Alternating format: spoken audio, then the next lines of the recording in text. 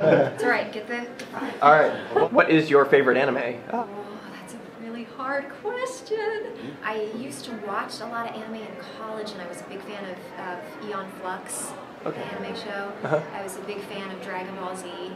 That got so addictive because you just kept thinking, I'm just going to watch until they finish this fight. Do you feel more comfortable playing like the silent badass like Saber, or do you feel better playing the more spastic, crazy character like Haruko? Wow, you guys are like not messing around with the good questions. I think the thing that I've been really grateful for as an actor is that I've had the opportunity and I guess the ability to do both, because it keeps it interesting for me. You obviously have some stage presence and charisma. Do you ever think about crossing That's over to being on camera and doing something more visual, like more live action type things, and expanding your acting? That's a good question. I've actually started doing a little bit more on camera in recent years. Swiffer. The Swiffer Mud Girl. Right. They played for like over a year, so it's like, hey, are you that? Yes. Between voice acting and acting in general, do you have a preference of whichever you like more, or what you would rather do in the long run? Unless you obviously like both, but Voice acting. I can play old ladies. I can play babies.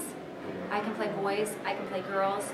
And I've never once had someone say, you can't get this part because your thighs are too big.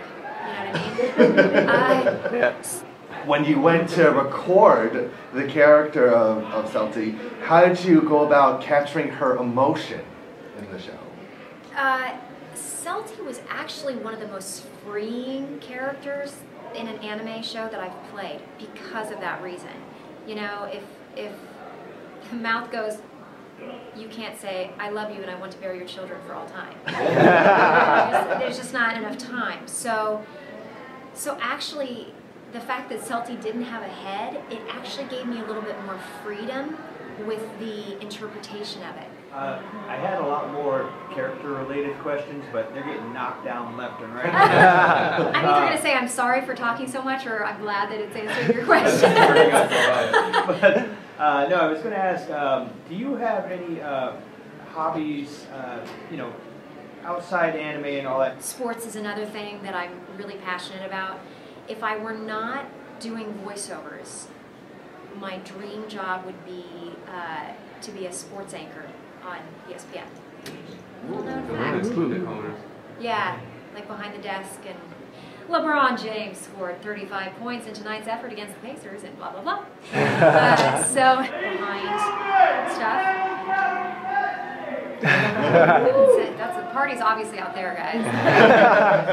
What are your thoughts on how Toonami could help the anime industry? Anime fans are the only thing that can save the anime industry. Anime fans are the ones that can keep Toonami on the air. Stop complaining about what they're airing and tune in and watch, because if they get the ratings, then they'll keep it on. You know what I mean? It does nothing to help them if it doesn't ultimately make them money, if it doesn't ultimately get them viewers. So step up to the plate. Are you a gamer yourself, or? I am a horrible gamer. And when I say horrible, I mean that I'm crappy. I cannot play video games to save my life. I would never see any of the work that I do in video games if there were clips on YouTube, or people didn't send me like, oh, I love this scene that you did. I'm like, oh, thank God, because that is level 3 and I cannot get to level 3. This clip. I can safely say that these are the best questions I've ever gotten in a press panel, ever. Yes. Like, It's on video. Good on you.